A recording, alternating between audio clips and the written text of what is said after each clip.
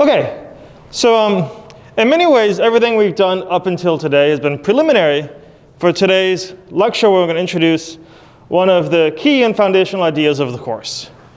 But perhaps by way of motivation, I should ask you, like, what is linear algebra about?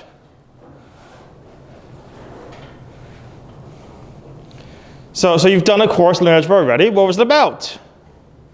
One word, summarize it. Matrices. Yeah, this is often what people say.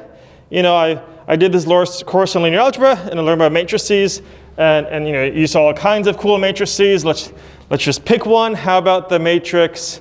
Oh, how about we do this guy? 0, 1, -1, 0.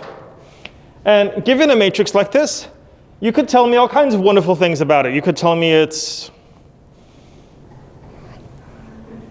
What could you tell me about it? It's invertible because you could calculate its determinant, and its determinant is +1, so it's non-zero, so it's invertible. So you can calculate its determinant, you can invert it, you can... What other things do with matrices? You can find its transpose, that's great. What else? You can combine matrices, you can multiply them, you can look at its trace is 0, the sum of its diagonal. You can do all kinds of wonderful things with matrices. You can also come into class late. Okay, great. So you have like this study of matrices, but it's like, but if it's really just the studies of matrices, then like why is the course called linear algebra? Shouldn't it just be called matrix algebra?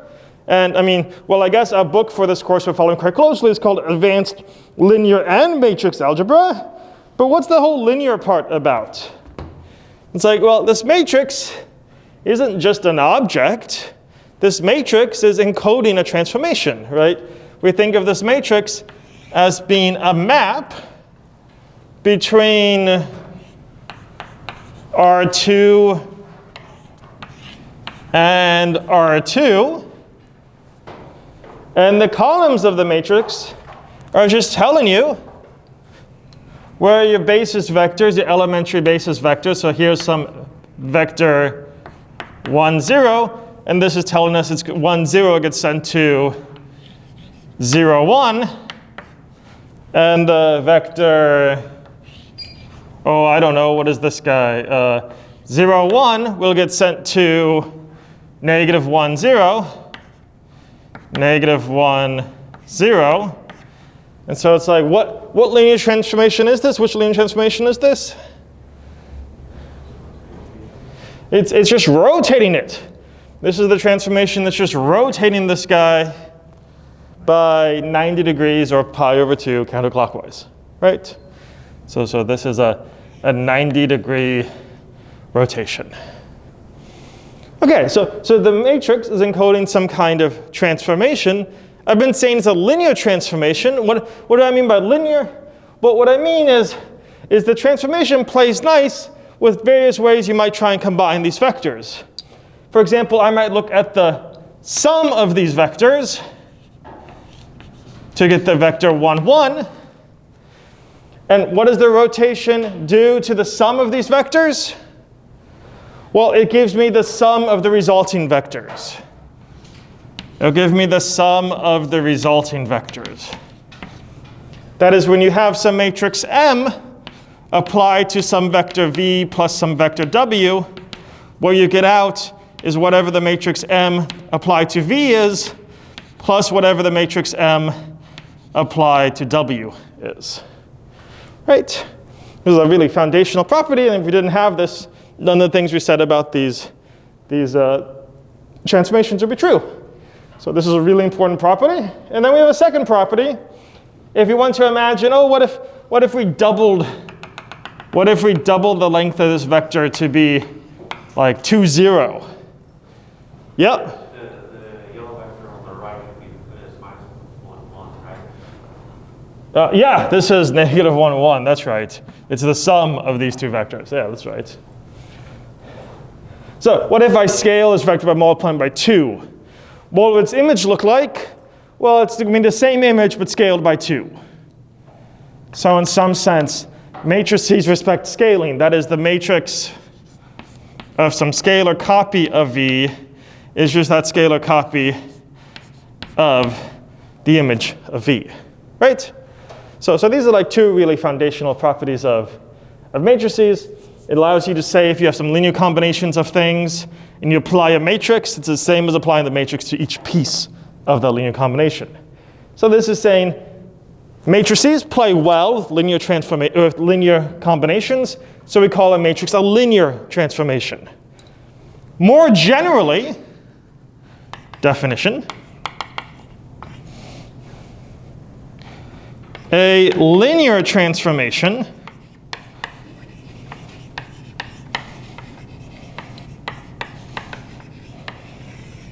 is going to be anything that has the same properties that matrices have.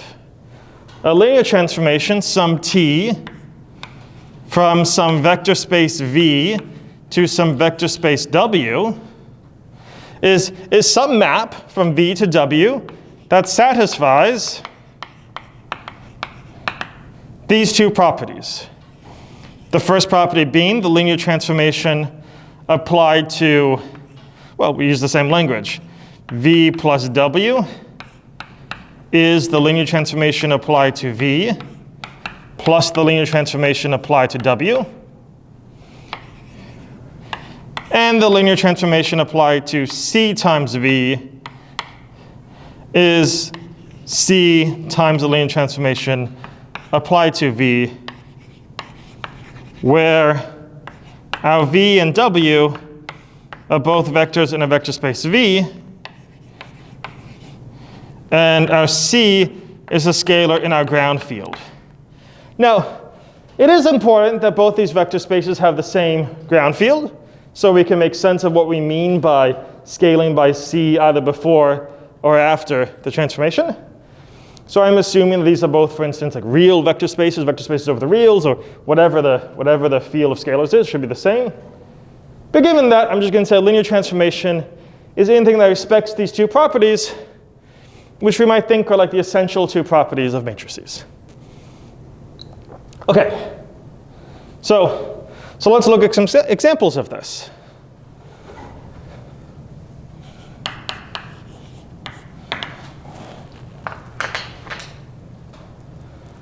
So I mean, we've already seen the example of M, so let's maybe make that one a little more precise. Let's say M is a like, I don't know, belongs to the class of M by N matrices. Then we can think about M as being a map from where to where.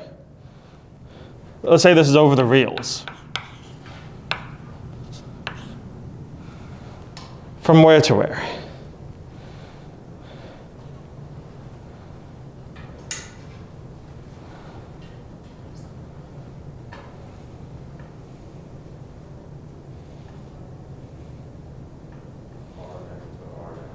It's like, yeah, well, we got to make sure we get the order right between that M and that N.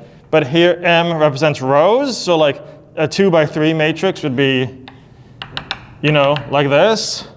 So what kind of thing will it eat in? Well, it should eat something that has 3 values, so you can do row times column, and then it'll spit out something with 3 rows, and it spits out something with 2 rows, right? So it's a map from our N to our M, and we've already seen that any matrix, you know, this was kind of a motivating example, but we've already seen that this is a linear transformation. This is a linear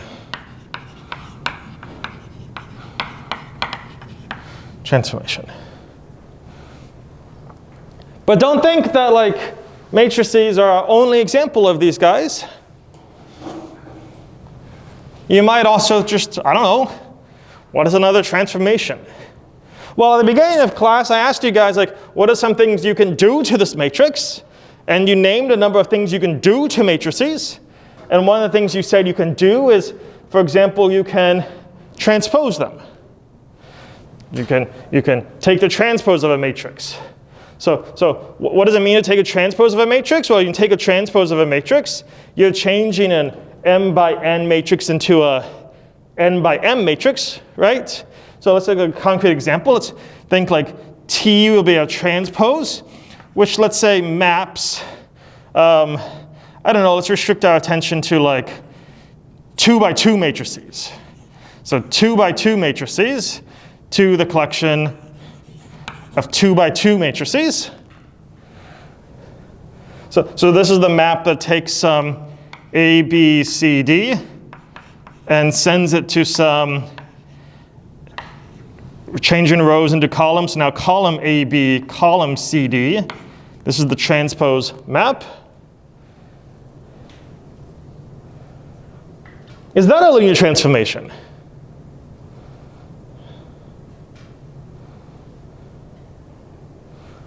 Well, let's take the transpose map of some matrix, I don't know, M, plus some other matrix N. What will that be? That's just M plus N. This is typically how we write it. Transpose, right? But what is that?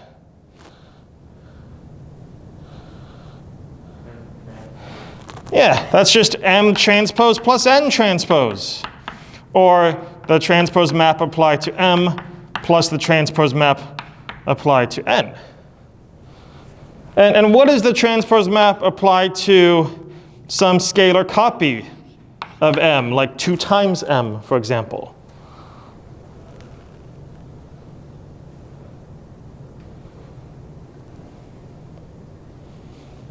This is the transpose of some scalar copy of M.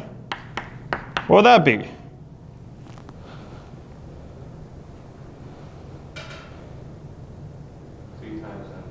Yeah, it's just a scalar copy of the transpose of M. So this thing called transpose, the transposition map, is also a linear transformation. This is also a linear transformation.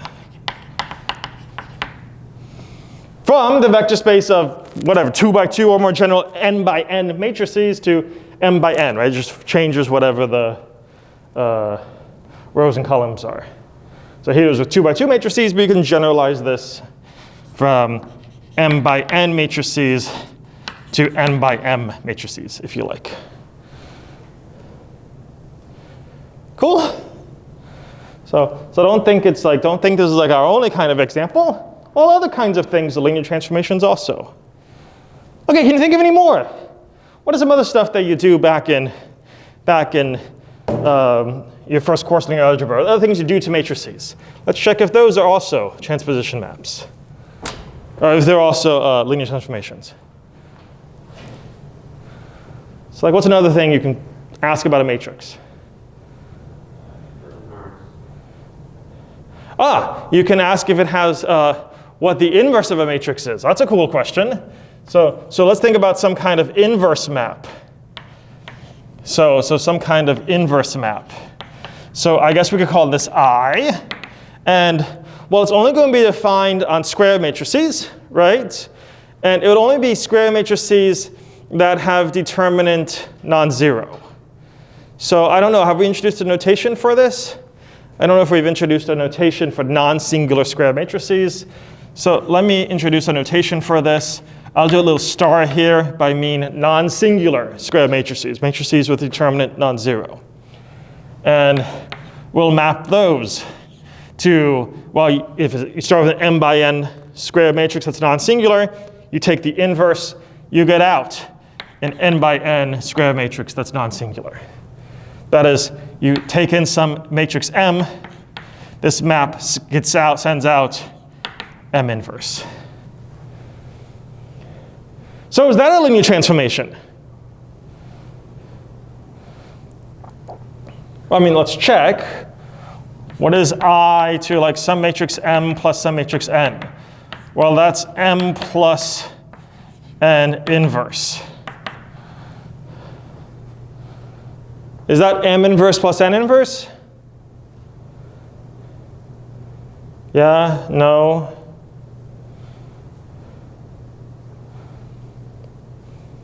Maybe we should just do a concrete example, like what's the inverse of your identity matrix plus your identity matrix. That's the inverse of the matrix 2, 0, 0, 2. What's the inverse of that guy?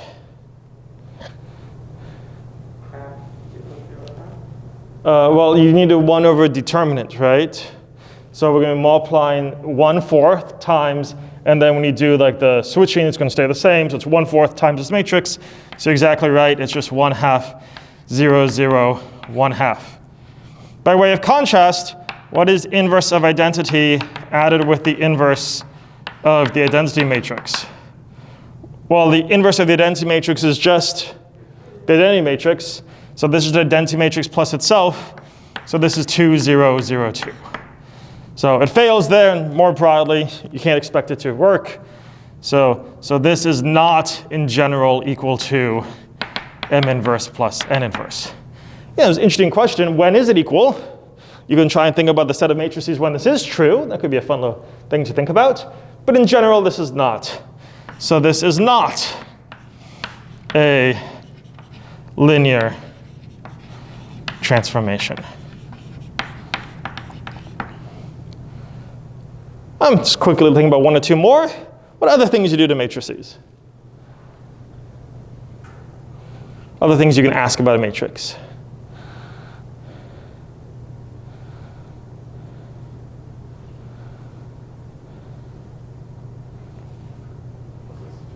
Determinant. Will determinant be a linear transformation?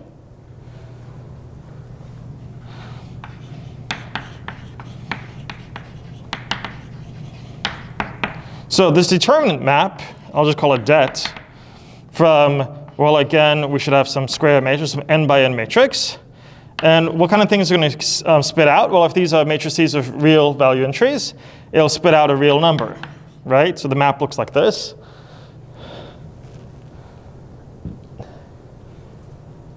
Does that one work? No, and I mean, you can even just go up to this one. Like the determinant of this guy's 1, the determinant of this guy's 1, but the determinant of their sum is 4, right? So this is also not a linear transformation. Not a linear transformation. It also doesn't work well with scaling. If you scale a matrix by 2, it means you're multiplying all the columns by 2. So the matrix actually gets, the determinant gets multiplied by 2 to the n, 1 for each column. So determinant's going to fail. How about trace? So again, the trace is going to look at, maybe let's call it the map TR, is going to be the map of n by n matrices, say, to the real numbers. You just add up the diagonal entries. Is that a linear transformation? Yeah. If you have the diagonal entries of one matrix, you add another matrix, you're just going to add the diagonal entries. If you're scaling, you're scaling the diagonal entries by that thing. So this is a linear transformation.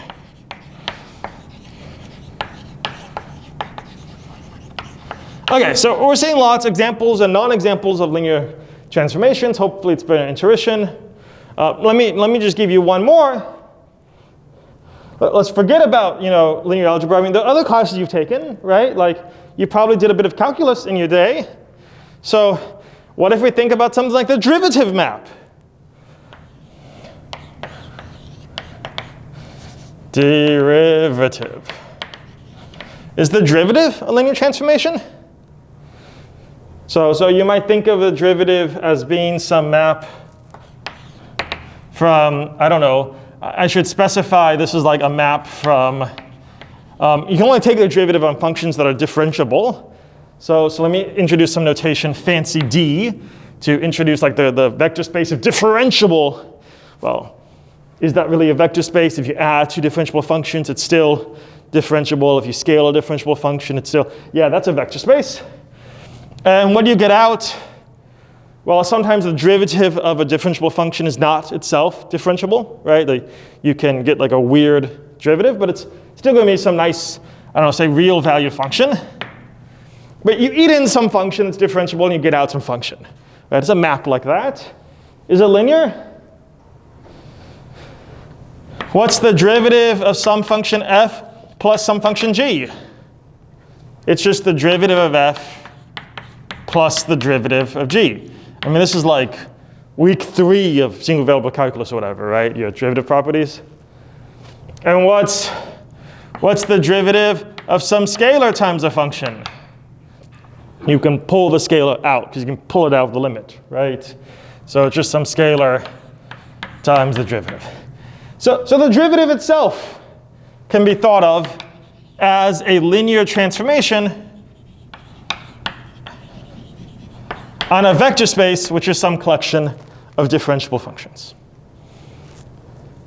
And we could multiply examples. If it works for derivatives, well, maybe it works for integration also, right? And so we can kind of think about all over the place throughout your training up to this point, you've been seeing linear transformations, as well as some things that are not quite linear transformations, like determinants. Great. Okay. Well, we started out by saying, kind of a canonical example here, our motivation was a matrix. And we said matrices are secretly linear transformations. But then we went on to say, but there are lots of other things that are also linear transformations, right? What we're going to say now is, yeah, but not really. Actually, all of these are matrices. I mean, this is why in linear algebra, you pretty much just focus on matrices. It's like, why don't you study all these other kinds of things? Because any linear transformation can be represented by a matrix. Let's make that precise. So here's our theorem that we want to show. If we're given some linear transformation, I'll call it T, from some vector space V to some vector space W. These vector spaces are going to have some basis. I'm going to call this one B. I'm going to call this one C. For today, we're going to restrict our attention to finite basis. You might be wondering, what if there's an infinite basis? We'll come back to those kinds of questions in a while. But for now, let's say it's linear transformation from some finite dimensional vector space to some other finite dimensional vector space. So the B has some basis, say, comprising V1 through Vm. So this is an m-dimensional vector space. And let's say W is an n-dimensional vector space. So it has some basis W1 through Wn. Then what I want to say is I can represent T by a matrix. So more precisely, what I'm saying is that there exists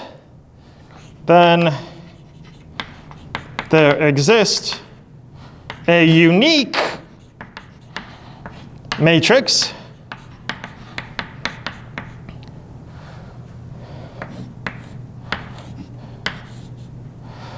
which is going to be sending things in our basis in B to things in our basis in C, such that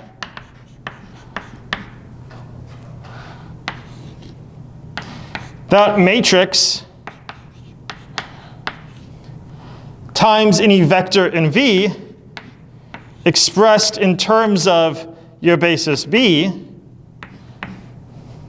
will send it to wherever the linear transformation T sends it, which is now going to live in W, so we can express that in terms of the basis C.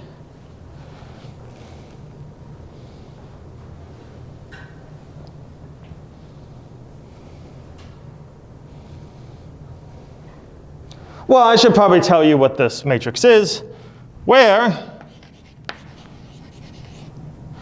that matrix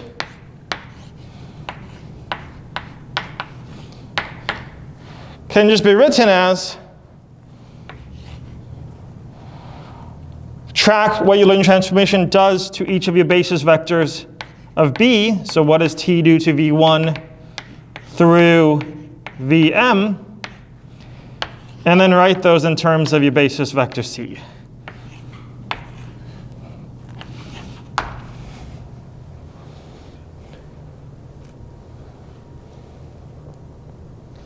So maybe I'll give you a concrete example of this, and then we'll come back and prove it. So for the concrete example, let's pick one of these guys. Oh, let's do this one maybe. This linear transformation map.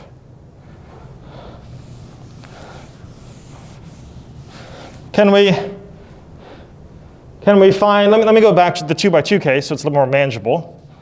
So let's say we have the linear transformation map, that's just the transpose map.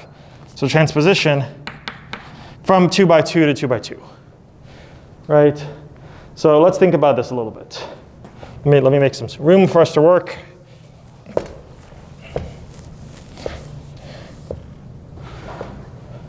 Well, what's a basis? What would our basis B be in this case? What's a basis for the collection of 2 by 2 matrices? Assuming like we're working over real scalars or whatever. What's a very natural basis?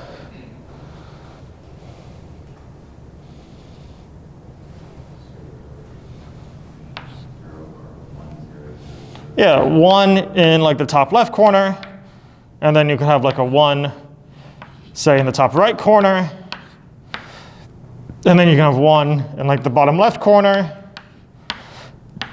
and 1 in the bottom right corner.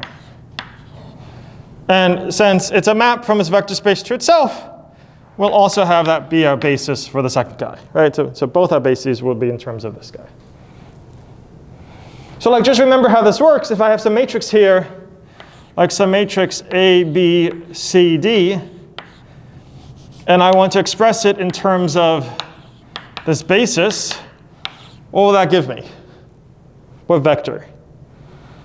Well, you're like, this is just going to be A copies of the first element, plus B copies of the second in your basis, plus C copies of your third basis element, plus 4 copies of D copies of your fourth basis element, right? So that's just that vector.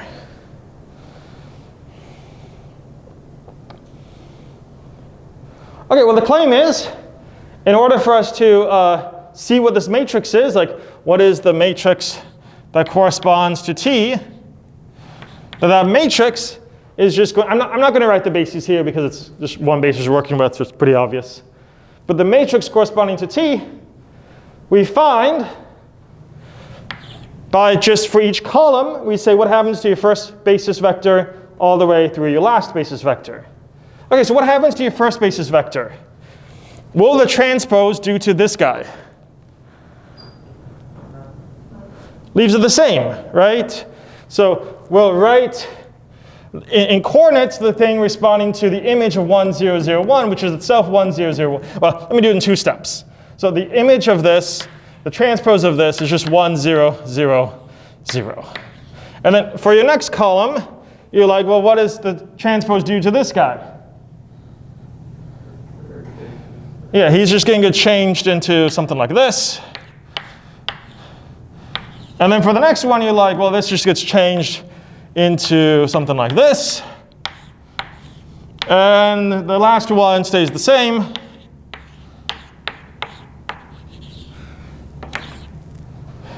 And now in terms of our coordinates, this will just give us 1, 0, 0, 0. The second guy is 0, 0, 1, 0. This next guy is 0, 1, 0, 0. And the last one is 0, 0, 0, 1. Yeah? So the claim is that is our matrix. And so like, let's double check. Right? Like if I want to know, like, what is my transformation do to something like A, B, C, D, well, the claim is this should really, well, what's going to come out? Like it's going to be this matrix, 1, 0, 0, 0, 0, 0, 1, 0, 0, 1, 0, 0, 0, 0, 0, 1. It's like, what is that going to do to the vector A, B, C, D? And you're like, well, when you multiply this, you're going to get out A, and then C, and then B, and then D. Which is exactly the coordinate representation of the vector ACBD, which sure enough is the transpose of your original matrix ABCD. So multiplying by this matrix accomplished the same thing as taking a transpose.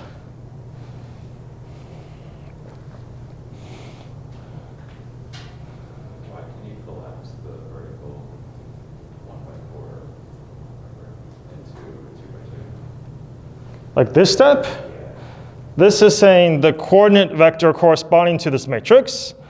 And what is the coordinate vector corresponding to this matrix? Well, in terms of your basis, so here I'm doing it in terms of, I'm not writing B every time, but it's in terms of my basis B. This is just A copies of the first one, C copies of the second, B copies of the third, and D copies of the fourth, which is exactly what that's saying in coordinates. So that's just reading off the coordinates in terms of our basis B to build this guy. That is, this is just a linear combination in terms of B of A copies of your first basis vector plus B copies of your next basis, C copies of your next basis vector plus B copies of your next basis vector plus D copies of your last basis vector. And so this is the vector, the coordinate vector that's just listing these coordinates.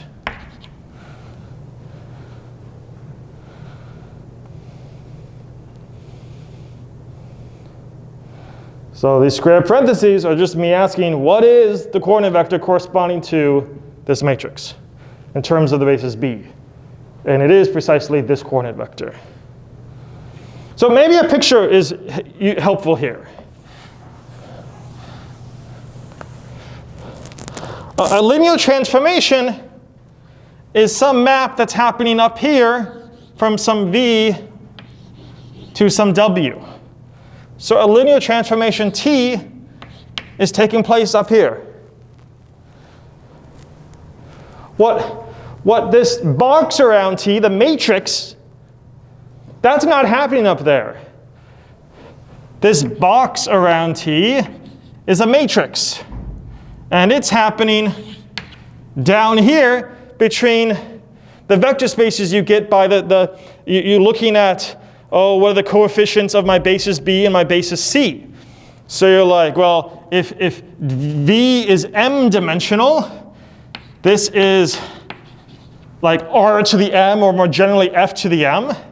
And if W is n dimensional, this is whatever your field, like R to the, or C, or whatever your field is, to the n. These are your coefficients. This here is a n by m matrix. And so what we do is when you have some vector up here, some vector V, that vector gets sent down by looking at what is vector in terms of some basis B. And then we send it over here by this map, and you're going to get some resulting vector in terms of your basis for C. So it's like same thing here. There's a map you can think about that sends vectors W down to those vectors in terms of their basis C. So the matrix is representing down here the linear transformation that's taking place up there. Okay, we have very little time left. So let's go ahead and prove this.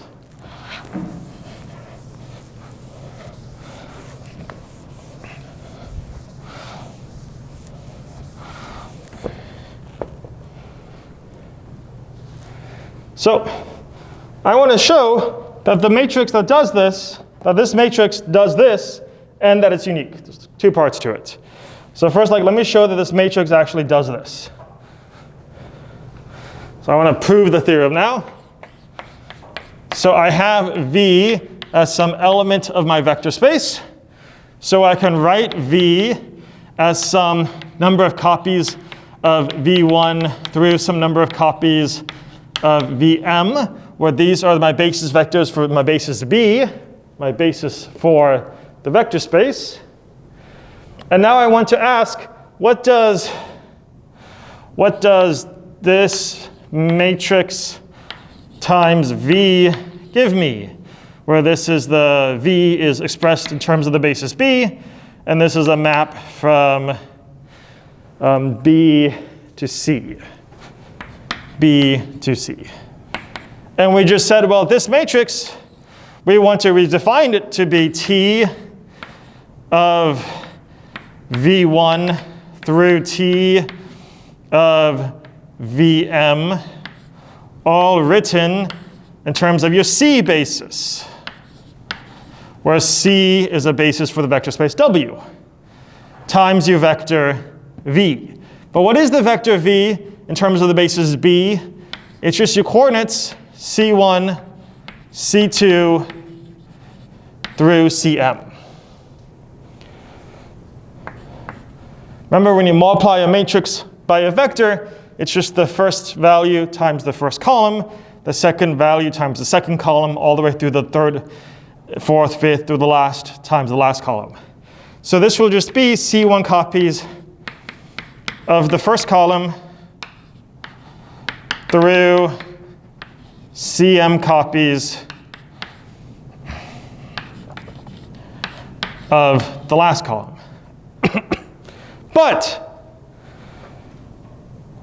scaling the coordinate vector is the same as the coordinate vector of the scaled vector. That is, we can bring these inside.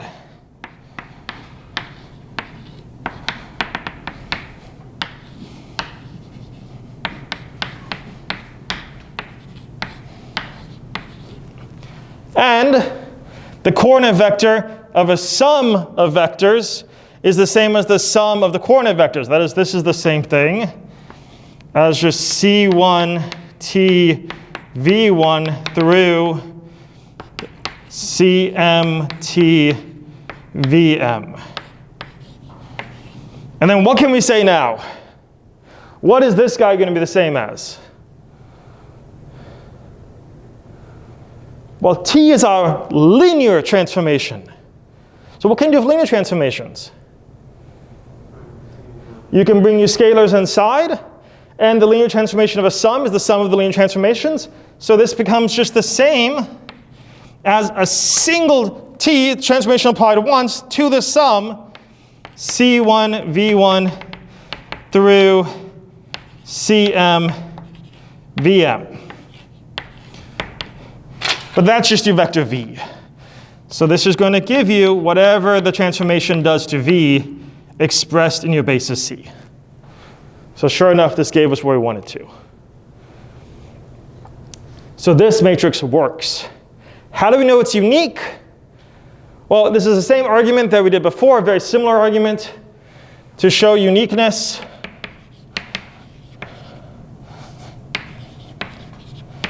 You suppose you have some matrix M that does the same thing, so that for any vector V in terms of the basis B, you get out your linear transformation of V in terms of the basis C. Suppose you have a vector M, so it's a matrix M that does this for all V in your vector space.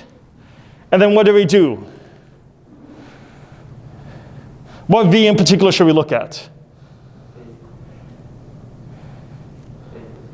Yeah, let this be like your V1, the first guy of your basis vector. And then remember, this is just going to give you your first column of M. And so you know your first column just has to be this guy. And in general, if we change this to VI, this becomes the ith column of M. And so you recover any matrix that does this has to be that matrix. This is the only matrix. So the big idea is any linear transformation between vector spaces can be represented by a matrix between these two other vector spaces, which is the coordinates, reading off the coordinates of your vectors up here. So what we're going to do next time is we're going to develop a bunch of properties and see how things like transpositions and inverses and all of that plays out with respect to a matrix.